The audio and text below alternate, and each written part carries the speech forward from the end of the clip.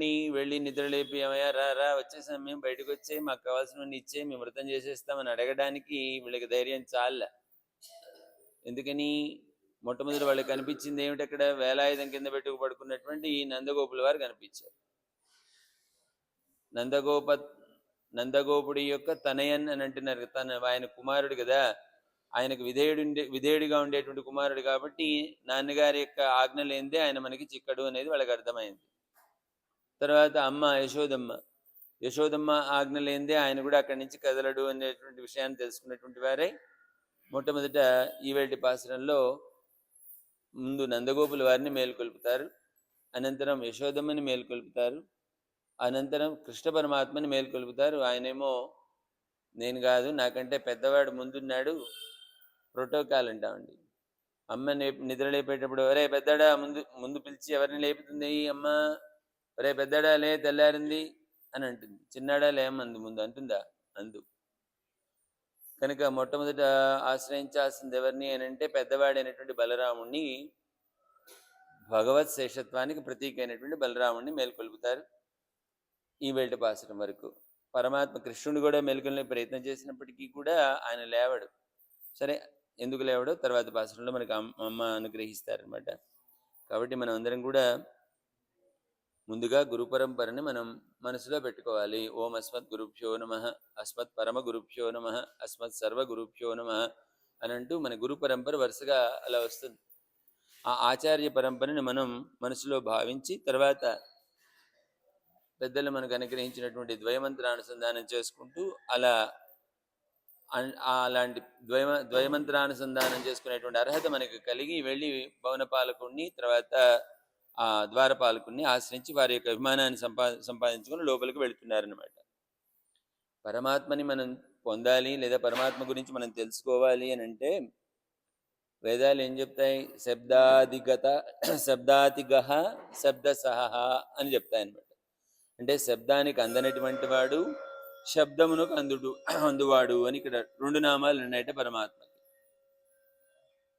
మన విశ్వదాసనామంలో మనం చెప్పేటువంటి నామాలు ఇవి రెండు. శబ్దాతిగహ శబ్దసహ అంటారు. అంటే శబ్దానికి అందేటువంటి వాడు, అందనటువంటి వాడు, అదే శబ్దానికి మళ్ళీ అందేటువంటి వాడు అనేటువంటి రెండు అర్థాలు వస్తాయి ఇక్కడ.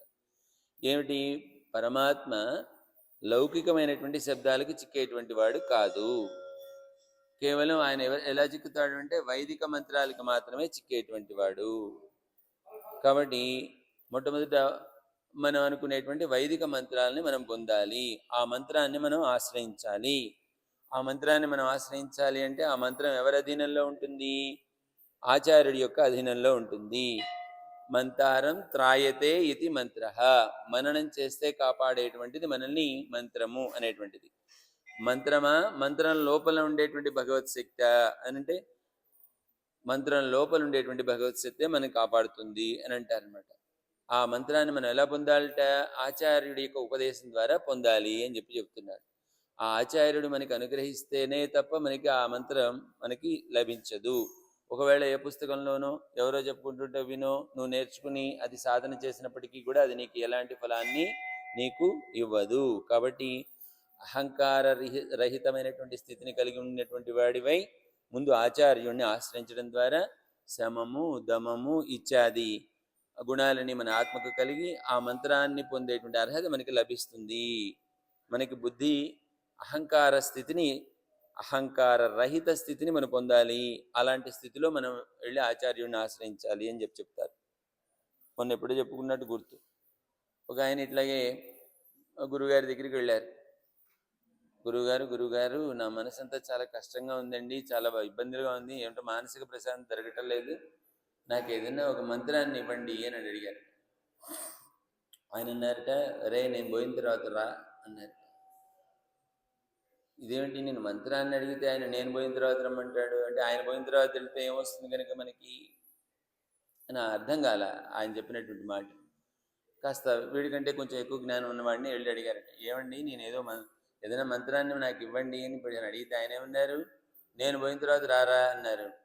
ఏంటండి దీనిలో అర్థం అంటే, వారు పిచ్చివాడా, నేను పోయిన తర్వాత అంటే ఆయన పోయిన తర్వాత అని కాదు ఇక్కడ అర్థం, నీలో ఉన్నటువంటి నేను అనేది పోయిన తర్వాత రా అంటే నీలో ఉన్నటువంటి అహంకారాన్ని నువ్వు విడిచిరా, ఆ అహంకారాన్ని పోగొట్టుకొని వస్తే అప్పుడు ఆయన యొక్క కృప నీకు కలిగిస్తే నీలో ఎంత పాత్రత ఉన్నదో చూసి అప్పుడు మంత్రాన్ని నీకు అనుగ్రహిస్తాడు. కాబట్టి మనం ఆచార్య సమాశ్రయం చెంది మనకి ఏం లభించదు. నేను చెప్పుకున్నాం మనం తాండవ కృష్ణమాచార్య స్వామి వారి యొక్క కథగా నిన్న. కాబట్టి మనం ఆశ్రయించవలసింది ఆచార్యుడిని. ఆచార్యుడిని ఆశ్రయిస్తే ఆచార్యుడు ఏం చేస్తారు, మనకి మంత్రాన్ని ఇస్తారు. ఆ మంత్ర అర్థమైనటువంటి సర్వేశ్వరుడు మనకి సరిపోతుందా? మంత్ర అర్థం చెప్పినటువంటి సర్వేశ్వరుడిని తెలుసుకుంటే సరిపోతుందా అంటే సరిపోతుందా? మరేం కావాలి? ఆ సర్వేశ్వరుణ్ణి ప్రేమించినటువంటి భాగవతుణ్ణి కూడా మనం ఆశ్రయించాలి. అంటే మన సాంప్రదాయంలో చెప్పుకునేటప్పుడు ఎప్పుడైనా సరే ఏదైనా కైంకర్యం చేసేటప్పుడు ఎప్పుడైనా మనం ఎలా చెప్పుకోవాలట? భగవత్ భాగవత ఆచార్య కైంకర్య రూపేణ అని మనం చేయాలట. ముందు భగవంతుడు, తర్వాత భగవద్భక్తులు, వారిని వారిని సేవించుకుంటూ వారికి కైంకర్యంగా మనం భగవత్ సేవ చేయాలి అని అంటారు. తనకి చేయకపోయినా పర్వాలేదు, తనను ఆశ్రయించినటువంటి భగవత్ సమూహాన్ని మనం సేవించుకుని తద్వారా మనం పరమాత్మని చేరాలి, లేదా పరమాత్మ యొక్క కృపకి మనం పాత్రలు కావాలి అని చెప్పేసి ఇక్కడ చెప్తారనమాట. ఇదే ఇక్కడ ఆచార్య సమాశ్రయణము మొట్టమొదటి చేయాలి అని అంటే నందగోపుల వారిని మేల్కొల్పటం. ఆ తర్వాత మంత్రాన్ని పొందాలి అని అంటే అమ్మ యశోదమ్మని మేల్కొల్పటం. ఆ తర్వాత భగవత్ సాక్షాత్కారం కలగాలి అంటే శ్రీకృష్ణుని మేల్కొల్పటం. అలాగే భగవత్ ఆశ్రయణం కలగాలి అని అంటే బలరాముని మేల్కొల్పటం. మనకి 4 విషయాలు మనకి ఈ పాసురంలో మన అండాళ్ళతల్లి మనకి అనుగ్రహిస్తారు. ఒకసారి మనం ఆ పాసురాన్ని పాడుకొని ఆ పాసురంలో ఉన్నటువంటి అద్భుతమైనటువంటి భావాన్ని తెలుసుకునే ప్రయత్నం చేద్దాం. ஆண்டாள் திவ்ய திருவடிகளே சரணம். அம்பரமே தண்ணீரே ஷோரே அறம் செய்யும் எம்பெருமான் நந்தகோபாலா எழுந்திராய். கொம்பனார்க்கெல்லாம் கொழுந்தே குலவிளக்கே எம்பெருமாட்டி யசோதாய் அருவுராய். அம்பரமூடொருத்தோங்கி உலகலந்த உம்பர் கோமானே உறங்காதெழுந்திராய். செம் பொற்களல் அடிசெல்வா பலதேவா உம்பியும் நீயும் உறங்கேலொரும்பாவாய். ஆண்டாள் திவ்ய திருவடிகளே சரணம். అంబరమే తన్నీరే షోరే అరం చెయ్యం. వస్త్రాలు కావలసినటువంటి వారికి వస్త్రాలు ఇస్తాడట. తన్నీరే మంచినీరు కావాల్సినటువంటి వాళ్ళకి మంచినీరు ఇస్తాడట. షోరే అన్నం కావాల్సినటువంటి వాళ్ళకి అన్నాన్ని ఇస్తాడట. ఆ ఇవ్వడం కూడా ఎలా చేస్తాడట? ఫల అభిసంధి లేక ధర్మబుద్ధితో ఇస్తాడట. ఎవరు అని అంటే ఆ దానం చేయటంలో ఉపదనాన్ని కలిగినటువంటి ఓ నందగోపాల ఎళుందిరాయ్, మేల్కొనవయ్యా అని అంటున్నారు. వచ్చి యాచించినటువంటి వాళ్ళకి ధర్మబుద్ధితో వస్త్రాలని, నీటిని, ఆ తర్వాత అన్నాన్ని ఇచ్చేటువంటి ఓ నందగోపాల ఎళుందిరాయ్, మేల్కొనవయ్యా అని అంటున్నారు. తర్వాత 2 పాదాల్లో అమ్మని ఆశ్రయిస్తున్నారు. கொம்பனார்க்கெல்லாம் கொழுந்தே குலவிளக்கே ఎంబెరుమాటి యశోదాయ్ అరువురాయ్. ప్రబ్బలి చెట్లులాగా సుకుమారమైనటువంటి శరీరం కలిగినటువంటి స్త్రీలలో చిగురు వంటిదానా ఓ యశోదమ్మ, మా యొక్క నందవ్రజం ఈ రేపల్లకంతటికి కూడా మంగళ దీపం వంటి దానా మా స్వామిని యశోదమ్మ మేల్కొనవా అనంటూ అమ్మ యశోదమ్మని ఆశ్రయిస్తున్నారు. ఆ తర్వాత భగవత్ సాక్షాత్కారం కలగాలి కనుక స్వామి కృష్ణ పరమాత్మని మేల్కొల్పుతున్నారు ఇక్కడ. అంబర మూడొరత్తోంగి ఉళహలంద ఉంబర కోమానే ఉరంగాదెళిందిరాయ్. ఏమయ్యా, నువ్వు ఆకాశం యొక్క మధ్య భాగాన్ని చీల్చుకొని పెరిగి లోకాలన్నిటినీ కొలిచినటువంటి ఓ త్రివిక్రమ, ఈ నిత్య సూర్యులకందరికీ కూడా నాయకుడైనటువంటి వాడయ్యా, నువ్వు ఇంకా నిద్రింపరాదయ్యా, మేము ఎంతో కష్టపడి నీ కోసం వచ్చామే, ఇంకా నువ్వు నిద్ర నుంచి మేల్కోవలసింది అని చెప్పేసి కృష్ణ పరమాత్మని ప్రార్థన చేస్తారు. ఆయన ఒకసారి ఆ కప్పుకున్న దుప్పటి ఒకసారి తీసి అన్నగారి వైపు ఒకసారి చూసి మళ్ళీ ఆ దుప్పటి కప్పుకొని మళ్ళీ పడుకున్నట్ట. ఓహో, మనం అన్నగారైనటువంటి బలరాముని కనుక ముందు మనం మేల్కొల్పాల్సింది కదా అని చెప్పి మళ్ళీ బలరాముని మేల్కొల్పడం మొదలుపెట్టారట మన అండాడతారు గోష్ఠి. ఏమంటున్నారు? సెం పొర్కళ్ అడి సెల్వా బలదేవా ఉంబియం నీయు ఉరంగు ఏ లొరంబావాయ్. ఏమయ్యా, స్వచ్ఛమైనటువంటి ఎర్రని బంగారంతో చేయబడినటువంటి ఆ కడియాన్ని కాలికి దాల్చినటువంటి వాడు, ధరించినటువంటి ఓ బలరాముడా, నీవు ముంబియం, నీవు మీ తమ్ముడు అంటే కృష్ణ పరమాత్మ ఇద్దరూ కూడా మేల్కొనవలసింది అని చెప్పేసి ఈ వేటి పాత్రలో మన ఆండాళ్ళ తల్లి అద్భుతంగా ప్రార్థన చేస్తుంది. ఈ పాసురంలో మొట్టమొదటి ఏమన్నారు ఇక్కడ? అంబరమే తన్నీరే షోరే అరం செய்யும் ఎంబెరుమాన్ నందగోపాల எழுந்திராய். ఎంబెరుమాన్ ఓ మా స్వామి అని అంటున్నారు ఇక్కడ నందుడిని. ఏమిటి దానిలో ఉన్న విశేషం అంటే, నందుల వారిట ఏం చేసేవారట, ఎవరికి ఏది అవసరమో పరిశీలించి వాళ్ళకి అది కృప చేసేటువంటి, అంటే ఇచ్చేటువంటి వాడు, అంటే దానం చేసేటువంటి వాట నందగోపాలుడు. ఏమేమి ఇచ్చేవట ఆయన? వస్త్రాలను ఇచ్చేవట, చల్లటి నీటిని ఇచ్చేవట, అన్నమే ఆ మూడిటిని అన్నంతో కూడా కలిపి ధర్మబుద్ధితో దానం చేసేటువంటి వాట నందగోపాలుడు అని అంటున్నారు ఇక్కడ. ముందు ఇక్కడ నందగోపుడి యొక్క ఔదార్యాన్ని ప్రశంసిస్తున్నారండి ఈ పాసురంలో. ఇక్కడ మొట్టమొదట వస్త్రం వల్ల మనకేం కలుగుతుంది? లోకంలో ఒక గౌరవం కలుగుతుంది. అన్నం వల్ల మనకేం కలుగుతుంది? శక్తి కలుగుతుంది, బలం వస్తుంది. తాగేటువంటి నీటి వల్ల ఏం కలుగుతుంది? మన ప్రాణం అనేటువంటిది నిలబడుతుంది. అంటే ధారక, పోషక, భోగ్యాలు అని అంటారు ఈ మూడిటిని మాకు కృప చేయి అని అంటున్నారు. ఆయన దగ్గరికి అన్నం కావాలి అని వెళ్ళి అడిగేవాళ్ళు ఉన్నారు, వస్త్రాలు ఇవ్వమని వెళ్ళి అడిగేవాళ్ళు ఉన్నారు, లేదు మాకు నీరు ఇవ్వమని వెళ్ళి అడిగేవాళ్ళు ఉన్నారు. కానీ మన గోపికలు ఎలాంటి వాళ్ళు అని అంటే, ఈ మూడు కూడా వాళ్ళకి కలిపి ఒకటిగా ఇచ్చేటువంటి వాడిని మాకు ఇవ్వమని చెప్పేసి అడుగుతున్నారు. ఈ మూడు ఒకటే అయినటువంటి వాడు ఎవరు అంటే గోపికలకి ఎవరు అనమాట? శ్రీకృష్ణుడు. ఆ శ్రీకృష్ణుడిని మాకు కృప చేయవయ్యా అని అడుగుతున్నారు ఈ వెల్టి పాసురంలో. మాకు భోగ్యమైనటువంటి పదార్థం అన్నం స్వామి, మమ్మల్ని నిలిపేటువంటి వాడు స్వామి, మా యొక్క గౌరవాన్ని కాపాడేటువంటి వాడు స్వామి. ఆ మూడు రకాలైన గుణాలు కలిగినటువంటి స్వామి అయినటువంటి శ్రీకృష్ణుని మాకు కృప చేయి అని ప్రార్థన చేశారనమాట ఇవంటి గోపబాలికలు అని అంటారు. ఇక్కడ వాస్తవానికి శ్రీకృష్ణుడు ఉదారుడు అని అంటున్నారు. ఉదార సర్వ ఏవైతే భగవద్గీతలో ఆయన చెప్పుకున్నాడు. ఏం చెప్పుకున్నాడు? తాను ఉదారుణ్ణి అని చెప్పలా, తన దగ్గర నుంచి పొందేటువంటి వాళ్ళు ఉదారులు అని అంటున్నారు. భగవంతుడి దగ్గరికి ఎవరు వెళ్తారట? అర్థం డబ్బు కోసం వెళ్ళే వాళ్ళు ఉంటారట, జ్ఞానం కోసం వెళ్ళేవారు ఉంటారట, ఇతర ప్రయోజనాలను ఆశించి వెళ్ళేటువంటి వాళ్ళు ఉంటారట. వాళ్ళందరికీ కూడా అరే వచ్చాడే నా కోసం, నేను వాడికి ఇవ్వాలి అని చెప్పేసి తాను ఉదారంగా ఇవ్వడం కాదు, వాళ్ళు ఉదారంగా నా దగ్గర తీసుకునేటువంటి వాళ్ళు వచ్చారే అని ఆనందపడిపోతాట పరమాత్మ. కాబట్టి వాళ్ళల్లో ఎవరి గొప్పవాళ్ళు, ఎవరి ఇష్టంట ఆయనకి అంటే జ్ఞానులైనటువంటి వాళ్ళు. ఆయనకి చాలా, ఆయన ఆత్మతో సమానంగా భావిస్తాడు పరమాత్మ. అంత ఉదారత్వం కలిగినటువంటి వాడు అని చెప్తారనమాట. వాస్తవానికి నందగోపుడికి అంత గొప్ప ఉదారత లేదుటండి. ఆయన ఎక్కడా కూడా ఇట్లా అన్నం, లేకపోతే ఇట్లా వస్త్రాలు, లేకపోతే అంత నీటిని దానం చేసినట్టుగా మనకు కనిపించదు. మరి అలాంటివి లేనప్పుడు ఈయనకి ఉన్నటువంటి ఉదారమైనటువంటి బుద్ధి కలిగిన వాడు అని చెప్తున్నారే. ఇదేమిటి అని అంటే, మామూలుగా లక్షణాలు ఎవరి నుంచి ఎవరికి వస్తాయి? తండ్రి నుంచి కొడుకు వస్తాయి, కొడుకు నుంచి మనోడికి వస్తాయి.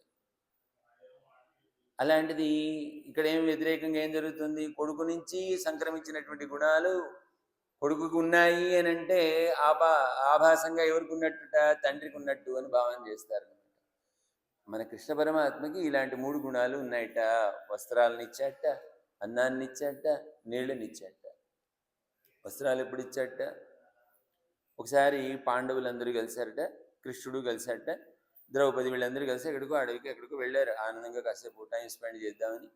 అక్కడికి వెళ్ళిన తర్వాత ఒక మంచి చక్కటి సరస్సు ఒకటి కనిపించిందిట. ఆ సరస్సులో స్నానం చేద్దాము అని అనిపించిందిట. సరే, అందరూ స్నానం చేసేటప్పుడు ఏం చేస్తారండి? ఉన్న దుస్తులన్నీ విడిచి ఏదో సాటి ఒకటి కట్టుకొని వెళ్తారు కదా, ఒక పంచలాంటిది కట్టుకొని వెళ్ళి స్నానం చేస్తారు కదా. సరే, అందరూ తిరిగి స్నానం చేస్తున్నారు.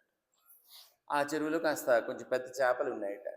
అవి వీళ్ళు దిగిన తర్వాత దగ్గర నుంచి కాస్త ఇబ్బంది పెడుతున్నాయట వాళ్ళని. అవి ఏం చేస్తున్నాయట? వాళ్ళు కట్టుకున్నటువంటి ఆ శాటిల్ని లాక్కొని వెళ్ళిపోతున్నాయట, అంటే ఆ పంచలు లాక్కొని వెళ్ళిపోతున్నాయట. అది గమనించినటువంటి పాండవులందరూ ఒడ్డుకు చేరారట. కృష్ణుడు మాత్రం లోపల ఉండిపోయాట. ఎందుకు?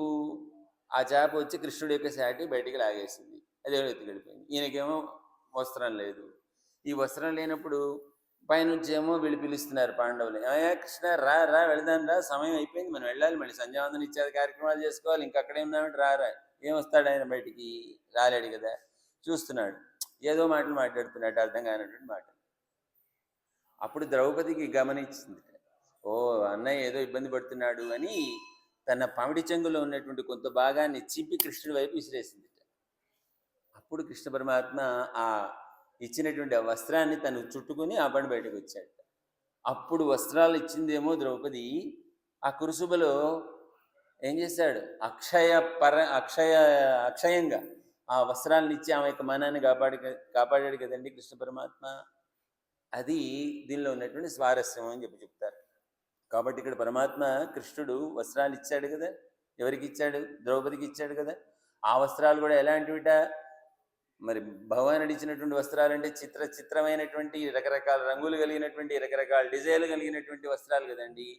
ఆ దుశ్శాసనుడు ఒలిచిపోస్తున్నట్ట, రాగుతున్నట్ట, లాగి లాగి లాగి లాగి వాడి చేతులన్నీ జారిపోయి చివరికి వాడికి సొమ్మశలు కింద పడిపోయాట. ఇదంతా ఎవరు చూస్తున్నారట? కురుసభలో ఉన్నటువంటి వాళ్ళందరూ చూస్తున్నారు. వీళ్ళు చూడడం కాదు, ఆ పై అంతస్తులో కూర్చొని ఉన్నారట ఈ కౌరవుల భార్యలందరూ కూడా. వీళ్ళ దృష్టి అంతా ఎక్కడుంది? అయ్యో తోటి ద్రౌపదికి మానభంగం జరుగుతుంది, మనం కాపాడాలి అని చెప్పేసినట్టు భావం లేకుండా ఈ దుశ్శాసనుడు లాగుతున్నటువంటి చీరలు చూసి మనసుపడ్డారట వాళ్ళందరూ కూడా. ఎంత బాగున్నాయి ఈ డిజైన్లు, ఎంత బాగున్నాయి, అంత బాగున్నాయి, ఇప్పుడు నాకుంటే బాగుండు నాకుంటే బాగుండు అని అనిపించింది. సరే అక్షయంగా ఇచ్చాడు, అవమానం కాపాడుకున్న తర్వాత వీళ్ళందరూ అన్నారట, ఎవర్రా మీరు వెళ్ళి ఆ చీరలన్నీ తీసుకురండి అని చెప్పేసి తెప్పించుకున్నారట వాళ్ళు. ఆ తెప్పించుకొని ఏం చేశారు? అంతకు ముందున్నటువంటి వస్త్రాలన్నీ ఇచ్చేశారు. అవన్నీ వాళ్ళు ఎవరో పట్టుకుపోయారు. ఇంకా ఒంటి మీద ఉన్నవేమో విడిచి ఏం చేశారట? ఆ పై అంతస్తులు ఉన్నారేమో అవతల విసిరేశారట. అవతల విసిరేస్తే ఎవరో అడుక్కునే వాళ్ళు, ఇట్లా వస్తువులు సేకరించే వాళ్ళు ఉంటారు కదా, వాళ్ళందరూ సిద్ధంగా ఉన్నారట. వీళ్ళు విసిన వస్త్రాలు వాళ్ళు పట్టుకుపోయారట. వీళ్ళు పట్టుకుపోతే ఏమంటాడు పరమాత్మ? ఒకసారి కళ్ళు మూసుకున్నట్ట. ఏమైంది? ఎక్కడి నుంచి వచ్చినాయో వస్త్రాలు అక్కడికి వెళ్ళిపోయినాయి. ఈ 101 మంది కౌరవుల యొక్క భార్యలు ధరించిన వస్త్రాలన్నీ అదృశ్యమైపోయినాయి. ఏంటి పరిస్థితి? అప్పుడు దుర్యోధనుడికి తలబడి గబాలన వాడి నెత్తిన తలపాగా ఉంటుంది కదా, ఇస్త్రీ కింద కొట్టాడు. వాళ్ళకి అర్థమైపోయింది విషయం. వీడికి కొట్టంగానే అక్కడ ఉన్నటువంటి భీష్ముడు, ద్రోణాచార్యులు, మిగతా వాళ్ళందరూ ఉన్నారు కదా, వాళ్ళ తలపాగాలన్నీ తీస్తే ఆ తలపాగాల్ని అత్యవసరంగా పైకి పంపించారట. వాళ్ళు కాస్త అమానాన్ని కాపాడుకోవడం కోసం అని చమత్కరిస్తారనమాట మనకి ఇక్కడ. కాబట్టి కృష్ణుడికి వస్త్రాలు ఇచ్చేటువంటి ఒక దాతృత్వం ఉన్నది. కాబట్టి కృష్ణుడికి ఉంది కాబట్టి ఈ దాని కూడా సహజంగా ఎక్కడి నుంచి వస్తుంది? తండ్రి నుంచే వస్తుంది కదండి. మన లోకంలో ఒక చిన్న ఉదాహరణ చెప్తారు కదా. కొడుకు ఏం చేస్తున్నాడు? గుంట తీస్తున్నాడు. ఆ పక్కన మనవాడు ఏం చేస్తున్నాడు? ఇంకో చిన్న గుంట తీస్తున్నాడు. ఎందుకురా నువ్వు ఆ గుంట తీస్తున్నావు అని అడిగాడు. నువ్వెందుకు తీస్తున్నావు నాన్న అని అడిగాడు కొడుకుని, తండ్రిని. మా నాన్న కోసం రా. నేను మా నాన్న కోసమే తీస్తున్నాను అన్నట్టు వాడు. కాబట్టి ఈ లక్షణం పైనుంచి కిందకు వస్తుంది, కింద నుంచి పైకి వెళ్ళదు కదా. కానీ కృష్ణుడి విషయంలో రివర్స్గా తను చేసినటువంటి దాన ధర్మాలు అవన్నీ నందుడికి వాస్తవంగా లేవు అని అంటారు.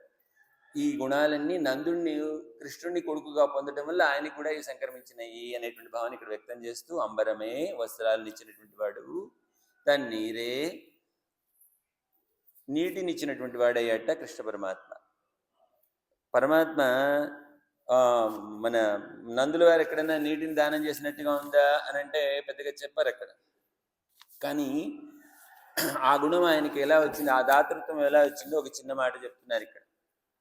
కురుక్షేత్ర సమరం ప్రారంభమైంది. ప్రారంభమైనటువంటి మరుక్షణం ద్రోణాచార్యులు గారికి పట్టం కట్టారట. ద్రోణాచార్యులు గారికి పట్టం కడితే, అంటే అంతకు ముందు ఉన్నటువంటి మన భీష్మాచార్యుల వారు ఆ సమయం అయిపోయి పక్కకు వెళ్ళిపోయిన తర్వాత ద్రోణాచార్యులు గారికి పట్టం కడితే ఆయన సంతోషించారు.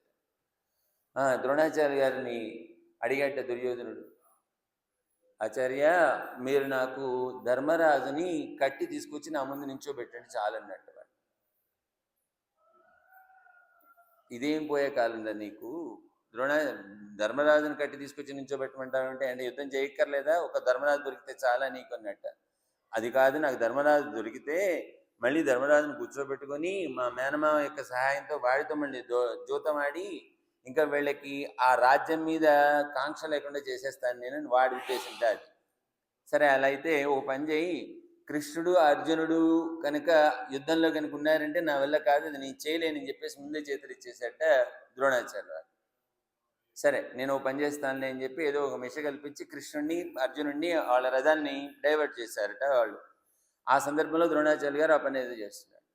కొంత సమయం అక్కడికి వెళ్ళిన తర్వాత కృష్ణ ఏమిటి నువ్వు విడి తీసుకొస్తున్నావు ఏమిటి, అక్కడ అందరూ వాళ్ళు చాలా కష్టపడుతున్నారు కదా, ద్రోణాచార్య గారు యుద్ధం చేస్తున్నాడు అని అంటే కాదులే ఒక్క నిమిషం అక్కడ ఆగని చెప్పి ఈ వీళ్ళనేది ఒక పేరు పిలుస్తారండి ఇక్కడ, సంసప్తకులు అని అంటారు అనమాట. వీళ్ళు చాలా పొట్టిగా ఉంటారట. వీళ్ళు యుద్ధం చేయడానికి వీళ్ళు కూడా వచ్చారట. వచ్చిన వాళ్ళు ఏం చేస్తున్నారు, ఆయన యొక్క రథానికి అడ్డం పడుతున్నారట. ఆ రథానికి అడ్డం పడేసరికి ఈ గుర్రాలు బాగా లాగలేకపోతున్నాడు, బాగా దప్పికైపోయిందంటే ఆ గుర్రాలకి. వెంటనే ఏం చేశాడట స్వామి, ఆ రథాన్ని ఆపేసి, అర్జున ఇక నీ ముందుకు రథాన్ని నడపలేనాయా, నువ్వు ఇవి బాగా దప్పికతో ఉన్నాయి ఈ గుర్రాలన్నీ, వీటికి నీరు కావాలి కనుక నువ్వు నీటిని వచ్చే ఏర్పాటు చేయనంటే అప్పుడు అర్జునుడు శస్త్రాలతో ఆ రథం చుట్టూదా ఆ బాణాలన్నీ నాటి ఒక బాణాన్ని వారుణాస్త్రాన్ని ప్రయోగిస్తే అది భూమండలం లోపలికి వెళితే లోపల ఉన్నటువంటి గంగాజలం పైకి వస్తే ఆ నీటితో వాటిని దప్పిక తీర్చి ఆ నీటితో వాటిని శుభ్రంగా మాలిష్ చేసి కడిగిన తర్వాత మళ్ళీ రథాన్ని సిద్ధం చేసుకుని ఏ పద అని చెప్పేసి బయలుదేరాట. కాబట్టి దప్పికని తీర్చినటువంటి వాడు ఎవరు అంటే కృష్ణ పరమాత్మ కదా. ఈ విధంగా ఈయనకున్నటువంటి గుణాన్ని నందుడికి ఆపాదిస్తున్నారనమాట ఇక్కడ. అలాగే షోరే అన్నాన్ని పెట్టించట స్వామి, అన్నాన్ని దానం చేశాట అని అంటే ఒక రెండు సందర్భాలు చెప్తారు ఇక్కడ. వీళ్ళందరూ వెళ్ళారు, అమ్మ కట్టించినటువంటి డబ్బాలన్నీ కూడా మూటలన్నీ తీసుకుని వెళ్ళారండి, సతి మూటలన్నీ కూడా. వెళ్ళేటప్పటికీ వీళ్ళకి ఆకలి వేసినాయి పిల్లలందరికీ కూడా, ఈ గోపికలకి వాళ్ళందరికీ కూడా. వెంటనే ఆకలేసిన వాళ్ళు ఏం చేస్తారండి, వెంటనే ఆ మూట తీసుకోవడం, దానిలో విప్పి రెండు కరకర నవ్వులుకుంటే అక్కడికి వెళ్ళి చీర వీళ్ళు ఎక్కడికైతే తోలుకెళ్ళాలి అక్కడికి వెళ్ళేసరికి వీళ్ళకి తెచ్చుకున్నవన్నీ అయిపోయినాయంట. కాసేపు పశువులను వేపారు, లోపల వైశ్వానరుడు బయలుదేరాడు, మంట పుడుతుంది లోపల. కృష్ణ ఆకలిగా ఉందిరా, అన్నం పెట్టించరా అని అంటారు. ఎక్కడ దొరుకుతుంది అన్నం అడవిలో? మీకు ఆకలిగా ఉందా? అరే తనని ఆశ్రయించినటువంటి వాళ్ళకి ఆకలిగా ఉంది అంటే ఆయనకి ఎంత బాధపడతాడు కనుక, సరే ఒక పని చేయండి అర్రా, ఆ పక్కనే కాస్త మునులు ఋషులు వాళ్ళు ఉన్నారు, వాళ్ళు యాగం చేస్తున్నారు, మీరు అక్కడికి వెళ్ళి చెప్పండి కృష్ణుడు పంపించాడు, కొంచెం ఇంత అన్నం పెట్టించుకురమ్మన్నాడు అని చెప్పేసి చెప్పండి అని చెప్పేసి పంపించాడు. పంపిస్తే వీళ్ళు వెళ్ళారు, పాపం పిచ్చి పిల్లలు కదా, ఇట్లా కృష్ణుడు అండి అన్నం పెట్టించుకురమ్మన్నాడు, ఆకలిగా ఉంది అన్నం పెట్టండి అంటే వాళ్ళు కనీసం మొహం కూడా తిప్పలేదు, అన్నం లేదు గిన్నం లేదు పోండి అన్నట్టుగా వాళ్ళు ఏదో అన్నారు. వచ్చారు తిరిగి, ఏమయ్యా ఏంటి మాకు ఈ వ్యర్థ ప్రసంగం, అక్కడికి వెళ్ళి మేము వాళ్ళ చేత తిట్లు తిని వచ్చాను తప్ప మాకేం అన్నం కలగలేదు అంటే, అయితే ఒక పని చేయండి, వాళ్ళ వెనక వైపుగా వెళ్ళండి, వాళ్ళ యొక్క కుటీరాలకు వెనక వైపుగా వెళ్ళండి, అక్కడ మీకు మునిపత్నులు ఉంటారు, వారిని అడగండి అని చెప్పేసి అన్నారట. సరే వీళ్ళు ఆయన చెప్పాడు కదా అని అలా మునిపత్నుల దగ్గరికి వెళ్ళి ప్రార్థన చేశారట. అమ్మ కృష్ణుడు అన్నం పెట్టించుకురమ్మన్నాడు అని అంటే, అన్నం పెట్టించుకురమ్మన్నాడా అని ఆనందపడిపోయి ఏం చేశారు, అన్నం పెట్టించుకురావడం కాదు మేమే అన్నాన్ని తీసుకొస్తున్నామని చెప్పి వాళ్ళు ఆ ఆహారం భోగ్యమైనటువంటి ఆహార పదార్థాలను తీసుకుని కృష్ణుడి కోసం పరిపరి వచ్చారట. అంటే ఇక్కడ ఏమైంది, మునులు యోగులు వాళ్ళ యొక్క మాటలు వినకుండా వాళ్ళు చేశారు కదండి ఆ పని చేస్తే, అప్పుడు వీళ్ళకి కోపం వస్తుంది కదా, అప్పుడు లేనిపోయినట్టు నీనాపనిందలు ఆయనకు అడుగుతాయేమో అన్నట్టుగా ఆ భగవానుడు ఏం చేయాలో చేశాడట. సరే మీరు వెళ్ళండి అమ్మా, మీకు ఇబ్బంది లేదు, మిమ్మల్ని పతివ్రతలుగానే గుర్తిస్తారు వాళ్ళు అని ఏదో చెప్పి పంపించేశారు. ఈ విధంగా ఆకలి వేసినటువంటి ఆ గోపబాలులకి అన్నం పెట్టించిన అన్నాన్ని దానం చేసినటువంటి వాడయ్యాడు అని చెప్పేసి చెప్తారనమాట. షోరే అని అంటున్నారనమాట. అలాగే దూర్వాస మహర్షి వీడు ఊరుకోడు కదా దుర్యోధనుడు, ఏదో ఒకటి చేయాలి. వీళ్ళు ఎక్కడో ఉన్నారు ఆ పాండవులందరూ కూడా, వాళ్ళ ఇంటికి వచ్చిన వాళ్ళందరికీ కూడా అక్షయంగా సాపాటు పడుతుంది. ఎవరు, మన ద్రౌపదమ్మ. ఆ కృష్ణ పరమాత్మ ప్రార్థన చేస్తే సూర్యుడి ద్వారా వాళ్ళకి ఒక అక్షయ పాత్ర వచ్చిందిట. ఆ అక్షయ పాత్రలో ఒకసారి నమస్కారం చేసుకుని తలిస్తే అవసరమైనటువంటి ఆహార పదార్థాలన్నీ కూడా వచ్చేస్తాయట. అలా వచ్చిన వాళ్ళందరికీ కూడా సాపాటు పెట్టి పంపిస్తూ ఉండేవారట. ఒక రోజున దుర్యోధనుడు దుర్వాస మహర్షిని పిలిచి, మీరు వెళ్ళండి, అక్కడ అక్షయ పాత్ర అనేది ఉంది, ఆమె ద్రౌపదికి ఒక లక్షణం ఏమిటంటే ఆమె కూడా తిన్న తర్వాత ఆ పాత్రను శుభ్రంగా కడిగి బోర్లిచ్చి పెడుతుంది. శుభ్రంగా కడిగి బోర్లిచ్చి పెట్టిన తర్వాత ఇంకా ఆ తర్వాత మళ్ళీ ఆహార పదార్థాలు పుట్టవుట. ఈ సమయంగా చూసుకొని దుర్వాస మహర్షిని పంపించట. వెళ్ళి మీరు ఆయన్ని విందు చేయమని చెప్పేసి అడగండి ధర్మరాజుని, ధర్మరాజు వింటాడు, ద్రౌపదికి చెప్తాడు, ఏమవుతుందో చూద్దామని చెప్పేసి. సరే దుర్వాస మహర్షి అంటే కోపిష్టిగా వచ్చి అడిగట్ట, ఆ ధర్మరాజా చాలా బాగా ఆకలిగా ఉందా మీకు మాకు, ఇగో మా పరివారం అంతా వచ్చాం, మేము వెళ్ళి ఆ నదిలో స్నానం చేసి వస్తాం, ఈ లోపల మాకు కావాల్సిన పదార్థాలన్నీ సిద్ధం చేయమని చెప్పేసి ఇంకా వేరే మాట మాట్లాడకుండా వెళ్ళిపోయాడు. ధర్మరాజు భయపడిపోయాడు. ఓ నాయన వచ్చినవాడు దుర్వాసుడు ఏం చెప్పించేస్తాడో అని చెప్పేసి వెళ్ళి ద్రౌపదికి చెప్పాట ధర్మరాజు. ఏమమ్మా ఇట్లా దుర్వాస మహర్షి వచ్చారు, వారి పరివారం అంతా వచ్చింది, వారికి విందు చేయాలి, మనం ఏర్పాటు చేయన్నాడు. ఏం చేస్తుంది, అప్పటికి ఆమె తినేసి శుభ్రంగా కడిగి బోలిచ్చి పెట్టింది. ఆమెకు అర్థం కాదు. అయినా నువ్వు మాట ఇచ్చేటప్పుడు నాకు చెప్పాలి కదా ఒక మాట అన్నా, నీ ఇష్టం వచ్చిన నువ్వు చెబితే నేను ఎక్కడి నుంచి తీసుకొచ్చి పెట్టాను ఇప్పుడు అని బాధపడి ఒకసారి ఆలోచించింది, ఈ గండం నుంచి ఎవరు గట్టెక్కిస్తారు అని. వెంటనే ఆమెకు స్ఫురించాడు కృష్ణ పరమాత్మ. అన్నా అన్నా అని పిలిచింది. ఆయన ఎక్కడన్నా ఉంటే ఆ మాటకి వచ్చేస్తాడు కదా, అందులో అమ్మ లేకపోతే చెల్లి వీళ్ళు పిలిస్తేట వెంటనే పరిగెత్తుకు వచ్చేస్తాడు పెరుమాడు. వచ్చి ఆమె అడక్క ముందే ఈయన అడిగట్ట. ఏమడిగట్ట, ద్రౌపది నాకు చాలా ఆకలిగా ఉంది, కాస్త కొద్దిగా అన్నం పెట్టమన్నాడు. ఏం పెడుతుందా శుభ్రంగా కడిగి పెడితే. అయ్యయ్యో అన్నయ్య ఎంత పని చేశావు, నేను నా దగ్గర ఉన్నటువంటి పాత శుభ్రంగా కడిగి బోర్లు ఇచ్చానే, తర్వాత నాకు ప్రసాదం ఇవ్వదే, అది ఏం చేయమంటావు. కాదమ్మా నువ్వు ఇంత పెట్టక్కర్లా, ఒక్క మెతుకున్నా చాలు, ఒకసారి చూడండి అట్ట. ఆమె ఏం చేసింది, శుభ్రంగా తోమేసింది. ఇంకా దానిలో ఒక్క మెతుకు కనిపించడం అదేమి కనిపించట్లేదు. లేదన్నయ్య అని శుభ్రం చేశానంటే, లేదు నువ్వు ఆ పాత్రను పట్టుకురా అన్నాడు. ఆ పాత్రను పట్టుకొస్తే ఆ తోమే సందర్భంలో ఎక్కడో ఒక చోట కొంచెం ఒక కణిక అలా ఉండిపోయింది. అది తీసుకొని అలా నోట్లో వేసుకున్నాడు. వేసుకున్న మరుక్షణం ఏమైపోయింది, ఈ స్నానానికి వెళ్ళినటువంటి దూర్వాసుడు వారి పరివారానికి మొత్తం కూడా కడుపు నిండిపోయి ఏమొస్తున్నాయి లోపల నుంచి, తేలుగులు వస్తున్నాయట. ఇంకేం వెళ్తారు విందుకి, వాళ్ళు వెళ్ళలేరు కదా. సరే ఈ లోపల ఎప్పుడైతే పరమాత్మ స్వీకరించాడో మళ్ళీ అక్షయ పాత్ర పనిచేయడం ప్రారంభించిందిట, కావాల్సిన పదార్థాలను సిద్ధం చేశారట, అంతా అయింది. ధర్మరాజు భీముడిని పిలిచి వెళ్ళి వాళ్ళని తీసుకురా, వాళ్ళు రానంటే నువ్వు వాళ్ళ భుజం మీదకైనా ఎక్కించుకొని తీసుకురా అని పంపించాడు. ఈ భీముడు బయలుదేరాడు. ఈ భీముడు యొక్క పరాక్రమం తెలిసినటువంటి వాళ్ళే కదా దుర్వాస మహర్షి ఇచ్చాదని, భీముడు వస్తున్నాడు రోయ్, మనం భీముడికి దొరికితే మనల్ని వదిలిపెట్టాడు, లాక్కొనైనా పట్టుకెళ్తాడని చెప్పి ఎక్కడ వాళ్ళు దొలుకుంటూ సముద్రంలోకి వెళ్ళి ఇడిపోయి పారిపోయారట వాళ్ళు.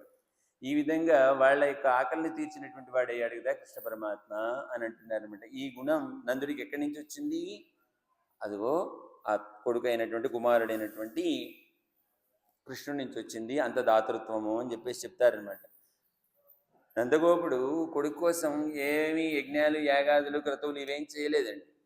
కానీ దశరథుడు చేశాడు ఎన్ని యజ్ఞాలు, ఎన్ని యాగాలు, ఎన్ని పుత్రకామేష్టి అవన్నీ చేస్తే కదా పరమాత్మ రామచంద్రమూర్తి కలిగాడు ఎవరికి, దశరథ మహారాజుకి. కానీ ఈయనకి అనుకోకుండానే ఈయనకి కలిగాడు కాదు, ఈయన వచ్చి చేరాడు ఇక్కడికి నందుడికి, అంతే కదా. ఈయన పుట్టాడు, ఆ నందుడికి పుట్టాడండి కృష్ణుడు కాదు, మధురలో పుట్టి వసుదేవుడికి ఇక్కడికి వచ్చి చేరాడు అనమాట. అలాంటి వాడికి కూడా మంగళాలు కలగాలి అని చెప్పేసి నందుల వారు ఏం చేస్తారట, ఇలా అన్నాన్ని తర్వాత వస్త్రాలని నీటిని దానం చేసేటువంటి వాడు అని అంటున్నారు. వాస్తవానికి దీనిలో ఉన్న అర్థం, అవతలు ఉన్నటువంటి అర్థం ఏమిటి అని అంటే, మానవుడికి వస్త్రం అనేటువంటిది ఒక మంచి రూపాన్ని ఇస్తుంది అని అంటారు. మన శరీరానికి నిలబెట్టేటువంటిది ఏమిటి అని అంటే నీరు అని అంటారు. ఈ శరీరాన్ని పోషించేటువంటిది ఏమిటి అని అంటే అన్నం కదా. కాబట్టి మన ఈ గోపికలు అడగడంలో ఉన్నటువంటి విషయం ఏమిటి అంటే, వాళ్ళ యొక్క రూప సాధన, వాళ్ళకి ధారకము, వాళ్ళకి పోషకము కూడా సర్వము ఎవరు, కృష్ణుడు. ఆ కృష్ణుడు ఎవరి అధీనంలో ఉన్నాడు, నందగోపుడి యొక్క అధీనంలో ఉన్నాడు. కనుక నందగోపులు వారిని ఆశ్రయించి కృష్ణుడు పొందే ప్రయత్నం చేస్తున్నారు. నందగోపుడిని ఆచార్యుడు అని అంటారు. ఆచార్యుడిని ఆశ్రయిస్తే ఆచార్యుడు మనకి మంత్రాన్ని ఇస్తారు. ఆ మంత్ర రూపంలో ఉన్నటువంటి స్వామి మనకి భగవంతుడిగా మనకి ద్యోతకం అవుతాడు. కాబట్టి కృష్ణుడు ఎవరి అధీనంలో ఉన్నాడు, నందగోపుడు అధీనంలో ఉన్నాడు కనుక నందగోపుల వారిని మేలుకొల్పారనమాట ఈ సందర్భంలో. దీనికి ఇంకా కొంచెం లోపలికి వెళ్తే చాలా పెద్ద అర్థం ఉంది, తర్వాత ఇంకోసారి ఎప్పుడు చూసుకుందాం. అందుకే ఇక్కడ ఏం చెప్తారంట, వస్త్రము నీరు అన్నము అంటే దీనికి నాలుగు రకాల అర్థాలు ఉన్నాయి. భగవన్ ముఖ వికాసమే వస్త్రం అవుతుందిట, భోగితా బుద్ధి లేకుండా ఉండడమే నీరు అవుతుందిట, భగవత్ కైంకర్యమే మనకు అన్నం అవుతుంది అని చెప్పేసి చెప్తారనమాట. ఇవన్నీ ఇచ్చేటువంటి వాడు కనుక వాడిని ఎంబెరుమాన్ అన్నారనమాట, స్వామి అని పిలుస్తున్నారనమాట, లేవలసింది అని అంటున్నారు. అది చెప్తూ రామచంద్రమూర్తి కూడా తనని ఆశ్రయించినటువంటి వాళ్ళని, తన జనాన్ని, తనని ఏ విధంగా అయితే రక్షించుకుంటాడో అలాగే ఈ నందగోపుల వారు కూడా ఆ గోపకులానికి అంతటికీ కూడా అధిపతి కాబట్టి తన వాళ్ళని అలాగే రక్షించుకుంటాడు. ఇక్కడ చెప్తారు రామచంద్రమూర్తి విషయంలో, రక్షిత జీవలోకస్య ధర్మస్య పరిరక్షిత, రక్షిత స్వస్య ధర్మస్య వచనస్య పరిరక్షిత అని చెప్పేసి చెప్తారు. ఈ జీవలోకాన్ని అంతటిని కూడా రక్షించేవాడు, ధర్మాన్ని రక్షించేవాడు, తన ధర్మాన్ని రక్షించుకునేటువంటి వాడు, స్వజనాన్ని రక్షించేటువంటి వాడు అని రామచంద్రుడి విషయంలో చెప్తే, అలాగే ఈ నందగోపుడు కూడా ఈ ఉన్నటువంటి ఈ గోప సమూహాన్ని అంతటిని కూడా రక్షించేవాడు, ఇలా దాన ధర్మాది క్రియలన్నీ చేయడం చేతారంటూ ఇప్పుడు తెలివి తెచ్చుకున్నారట నందగోపుల వారు. వెళ్ళండి అని అనుమతి ఇచ్చారట. ఆ ప్రక్కనే ఉన్నటువంటి అమ్మ యశోదమ్మ దగ్గరికి వచ్చారు. కొమ్మనార్కెళ్ళాం కొడుందేకుల వెళకే ఎంబెరమాటి యశోదా ఎరువురాయ్. అమ్మ, ప్రబ్బలి చెట్టు వంటి శరీరం కలిగినటువంటి పడతుల్లో చిగురు వంటి దానా, మా కులానికి ఒక మంగళదీపం లాంటి దానా మా స్వామి యశోద అని అంటారు. భగవంతుడిని మనం ఆశ్రయించేటప్పుడు మొట్టమొదటిగా మనం ఆచార్యుని అమ్మని ఆశ్రయించాలి. మనం చెప్పుకున్నాం, మీరు ఇలా తిన్నగా వెళ్ళకండి, అక్కడినండి, అక్కడ ఆచార్యం సేవించుకోండి, ఆ తర్వాత అమ్మని సేవించుకోండి అని చెప్పాం కదా. మరి ఇదేమిటి, మీరు తిన్నగా ముందే వెళ్ళిపోయి ఆచార్యుని సేవించుకున్నారు అంటే, భగవత్ స్వరూపాన్ని సేవించుకున్నారు అని అంటే, భగవంతుడిని ఆశ్రయించాలి అని అంటే ఆచార్యుని ఆశ్రయించి తద్వారా వెళ్ళాలి. అయితే భగవంతుడి దగ్గరికి వెళ్ళాలంటే ముందు అమ్మ దగ్గరికి వెళ్ళాలి. కాబట్టి ముందు అమ్మ దగ్గరికి వెళ్ళి అమ్మని ఆశ్రయించిన తర్వాత భగవంతుడి దగ్గరికి వెళ్ళాలి అనే విషయం తెలుసుకున్నటువంటి వాళ్ళే యశోదమ్మ దగ్గరికి వస్తున్నారు. యశోద అనడంతా యశః ద అనే అర్థం. ఇక్కడ యశః అంటే యశస్సు, ఆయన పేరే యశస్సు అని పేరిట కృష్ణుడికి. ద ఇచ్చేటువంటిది, కృష్ణుడిని ఇచ్చేటువంటిది, యశస్సుని ఇచ్చేటువంటిది, భగవానుడైనటువంటి శ్రీకృష్ణుడిని ఇచ్చేటువంటిది ఎవరు అని అంటే అమ్మ యశోద. ఏ రూపంలో మనకి అందిస్తుంది అమ్మ యశోద? మంత్ర రూపంలో అందిస్తుంది. మాత మాత మంత్రో మాత గురు పిత అని అంటారనమాట. మంత్రమే మాత, గురువు ఎవరు అంటే తండ్రి లాంటి వాడు కనుక ఆ గురువు యొక్క అధీనంలో ఉండేటువంటిది ఎవరు? యశోదమ్మ. కనుక ఆమె మనకి ఇచ్చేటువంటి మంత్రము అంటే శ్రీకృష్ణ మంత్రాన్ని ఇస్తారు అని అంటారనమాట. అకార ఉకార మకారాల్లో ఆ మధ్యలో ఉండేటువంటి ఉకారమే ఆ జీవుడికి పరమాత్మకి మధ్య ఉండేటువంటిది కనుక పురుషకారం చేసి జీవుడిని స్వామి దగ్గరికి చేర్చేటువంటిది అని అంటూ, అలా పరమాత్మతో విడదీయరా అనేటువంటి సంబంధాన్ని సూచించే విధంగా. అందుకే యశోదమ్మ ఎక్కడ పడుకుంది? మధ్యలో పడుకుంది. ఇటువైపు కృష్ణుడు ఉన్నాడు, అటువైపు ఎవరున్నారు? ఆచార్యుడైనటువంటి నందగోపుడు ఉన్నాడు. కాబట్టి ఈ కృష్ణుడిని చేర్చాలి అని అంటే తాను పురుషకార స్వరూపునిగా తాను ఉండాలి కనుక మంత్రం అనేటువంటిది ఉన్నది అని చెప్తారన్నమాట. ఆమెకి ఏం పేరుట? శ్రీయతే, శ్రేయతే అని రెండు పేర్లుట అమ్మకి. శ్రీయతే అంటే ఆశ్రయించబడినది, మనమందరం కూడా ఆమెను ఆశ్రయిస్తాం. శ్రేయతే మనందరి కోసం స్వామిని ఆశ్రయిస్తుంది ఆమె అని అంటూ ఇక్కడ రెండు రకాల అర్థాలు, వాస్తవానికి 6 రకాల అర్థాలు ఉన్నాయట శ్రీ అనేటువంటి పదానికి. రేపటి భాషలో అది మనం చేద్దాం. అయితే ఈమె ఏమన్నారు? ప్రబ్బలి చెట్టు లాంటి సుకుమారమైనటువంటి దేహం కలిగింది అని అంటున్నారు. ఒక పెద్ద ప్రవాహం వస్తున్నప్పుడు పెద్ద వృక్షాలు కూడా కూకటి వెళుతూ నశించిపోతాయి. కానీ ఈ ప్రబ్బలి చెట్టుట అంత పెద్ద వృక్షం పోయినప్పటికీ కూడా అది అలాగే నిలబడుతుంది. ఎలాగా? ప్రవాహం వచ్చినప్పుడు ఆ ప్రవాహమే కానీ ఎటువైపు ఉందో అటువైపు వంగుతుందట, ప్రవాహం వెళ్ళిపోగానే మళ్ళీ లేచి ఉంటుందట. అలాంటి అంటే ఆనుకూల్యం కలిగినటువంటిది అని చెప్పేసి చెప్తున్నారనమాట. ఆనుకూల్యమైనటువంటి గుణాన్ని కలిగింది కనుక అమ్మ యశోదమ్మ అలాంటి మొక్కలలో చివురు వంటిది అని చెప్పేసి చెప్తారు. ఏ విధంగా అయితే సీతమ్మ దేవిని నారీణాం ఉత్తమాం వధు అని అంటారు. ఎందుకని? ఉత్తమత్వంలో లంకలో బాధించినటువంటి ఆ స్త్రీలకు కూడా, రాక్షస స్త్రీలకు కూడా అభయం ఇచ్చినటువంటిది అమ్మ సీతమ్మ. అలాంటి ఉత్తమమైనటువంటిది అని చెప్తున్నారు అనమాట. అయితే ఇప్పుడు భగవానుణ్ణి కొడుకుగా కలిగినటువంటి వాళ్ళు 3 ఉన్నారండి. ఎవరండి వాళ్ళు? కౌసల్య, దేవకి, యశోద. కౌసల్యకి దేవకి లేనటువంటి గొప్పతనం ఎవరికి ఉంది అంటే యశోదమ్మకి ఉంది. కొడుకునైతే కన్నారు కానీ ఆయన యొక్క లీలలు చూసి ఆనందించేటువంటి భాగ్యం పైన చెప్పుకునేటువంటి వాళ్ళిద్దరికీ దొరకలేదు, కేవలం యశోదమ్మకే దొరికింది. కనుక అలాంటి ఉత్తమురాలైనటువంటి యశోదమ్మను ఆశ్రయించడం ద్వారా మంత్రాన్ని పొందవచ్చు అని అంటున్నారు. అక్కడి నుంచి అంబర్కోమానే అంబరమూడ రత్తోంగి విళంది అంబర్కోమానే ఉరంగాలి. ఏమయ్యా, ఆ రోజున నువ్వు ఆ బలిచక్రవర్తి దగ్గర నుంచి దాన జలధార పొందిన తర్వాత ఆకాశాన్ని చీల్చుకుంటూ ఈ 3 లోకాలని, పైన ఉన్నటువంటి 7 లోకాలని, కిందున్న 7 లోకాలని కొలిచావే స్వామి. నువ్వు ఇంకా వాడి మీద ఉన్నటువంటి వాత్సల్యం, ఇంద్రుని మీద ఉన్నటువంటి వాత్సల్యంతో ఈ లోకాల నుండి కొలిచినటువంటి స్వామి, ఇంకా నువ్వు నిద్రిస్తే ఎలా కుదురుతుందయ్యా, ఇంత కష్టపడి మీ దగ్గరికి వస్తే అన్నట్టుగా భావన చేసి ప్రార్థన చేస్తే కృష్ణుడు ఏం చెప్పాడు? బలరాముని వారిని అంటే నన్ను ఆశ్రయించడం కాదు, నా యొక్క భక్తులను కూడా ఆశ్రయించండి అన్నట్టుగా బలరాముల వారి వైపు చూపించాట. తర్వాత వీళ్ళు ఏం చేశారు? ముందు బలరాముని లేపాలి అన్నట్టుగా అక్కడికి వెళ్ళి సెంపొర్కల్ అడి సెల్వా బలదేవ ఉంబుయం నియం వరంగు, ఆయన కాలికి ఏం వేశారట? ఒక ఎర్రని బంగారపు కడియం వేసిందిట బలరాముడి వారి యొక్క పాదానికి. ఏమిటి దానిలో ఉన్నటువంటి విశేషము అని అంటే, దేవికి ముందు 6 పుట్టారు. ఆరుగురు పుట్టినప్పుడు ఏం చేశాడు కంసుడు? వాళ్ళని సంహరించేశాడు, అయిపోయింది. 7వ గర్భంలో బలరాముల వారు పడ్డారు దేవికి. ఆ పడినటువంటి ఆ పిండాన్ని కర్షణ చేశారట. అంటే ఇక్కడి నుంచి తీసుకుని వెళ్ళి ఎక్కడ ప్రవేశపెట్టారు? అక్కడ రోహిణి అనేటువంటి ఇంకొక భార్య ఉంది నందుడికి, మన వసుదేవుడికి. ఆయన యొక్క గర్భంలో ఆమె యొక్క గర్భంలో ప్రవేశపెట్టారు. అక్కడ బలరాముడిగా అక్కడ పుట్టాట ఆయన బలరాముడిగా. ఈయన పుట్టిన తర్వాత ఏమైంది?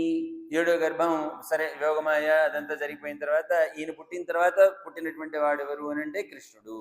కాబట్టి ఇంతకు ముందు ఉన్నటువంటి 6గురిని పోయిన తర్వాత కూడా ఒక శుభాన్ని కలిగించే విధంగా తాను బలరాముడిగా ముందు చేరిన తర్వాత గర్భశుద్ధి జరిగిందట దేవికి. అంతకుముందు ఉన్నటువంటి వాళ్ళ 6గురు ఎవరు అంటే కాలనేమి యొక్క కొడుకులట.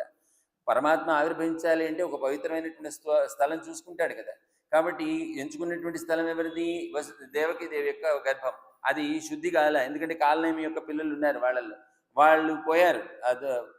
వాళ్ళు పోయిన తర్వాత గర్భశుద్ధి కలగాలి కాబట్టి తాను కర్షణ చేసి బలరాముడిగా వచ్చిన తర్వాత బలరాముడు అక్కడికి వెళ్ళిన తర్వాత శుద్ధి అయిన తర్వాత 8వ సంతానంగా కృష్ణ పరమాత్మ ఆవిర్భవించాట అమ్మకి యశోదమ్మ, మన దేవికి అని చెప్పేసి చెప్తారనమాట. కాబట్టి స్వామి ఆ కృష్ణస్వామిని మనకు అందించినటువంటిది ఏమిటి అని అంటే ఆ బలరాముడు కదా. ఆ బలరాముడి యొక్క పాదానికి గుర్తుగా ఏం వేశారట? కడియాన్ని వేశారట. కృష్ణ పరమాత్మ అసలు మొట్టమొదట ఈయన ఎట్లా వచ్చాడు బలరాముడు అని అంటే ఆదౌ జగదాధారం అని చెప్తారు. మొట్టమొదట్లో ఈ సమస్తమైనటువంటి జగత్తుని తను ఆధారభూతంగా ఉండి తన యొక్క 1000 పడగలతో మోసినటువంటి వాట. తర్వాత త్రేతాయుగంకి వచ్చేసరికి లక్ష్మణుడిగా మారాట. తర్వాత ద్వాపర యుగంకి వచ్చేసరికి ఆ లక్ష్మణుడు చేసినటువంటి సేవలకు సంతసించినటువంటి పరమాత్మ తమ్ముడు ఇంత సేవ చేశాడే, అలా కాదు, ఈసారి నేను ఆ తమ్ముడికి నేను సేవ చేయాలి అని చెప్పేసి మొట్టమొదటిగా బలరాముడిని పుట్టించి తాను తర్వాత తమ్ముడిగా పుట్టాట. అలా పుట్టినప్పుడు అక్కడ ఉన్నప్పుడు ఆడుకుంటుంటేనో అదో ఇదో చేస్తుంటేనో ఏదో ఒక సందర్భంలో ఆయనకి సేవ చేయాలి, ఆయన కాళ్ళు పట్టుకోవాలనుకుంటాట పరమాత్మ. నేను చిక్కుతాడా? చిక్కడు కదా. ఈయన ఏదో ఒక సందర్భంలో అలసిపోయి పడుకున్నప్పుడు లక్ష్మణస్వామి వెళ్ళి ఆ ఎవరు బలరాముడి యొక్క పాదాలను అలా స్పృశించాడు. అంటే బలరాముడు ఎవరు? సాక్షాత్తు పరమాత్మ యొక్క భక్తుడు. ఆ భక్తుడి యొక్క పాదాలని తాను ఆశ్రయించాడంటే భగవత్ శేషత్వం, భాగవత శేషత్వానికి ప్రతీకగా ఆ కడియం వేసినటువంటి ఆ కాలు భాగవత శేషత్వానికి ప్రతీక అని చెప్తారు.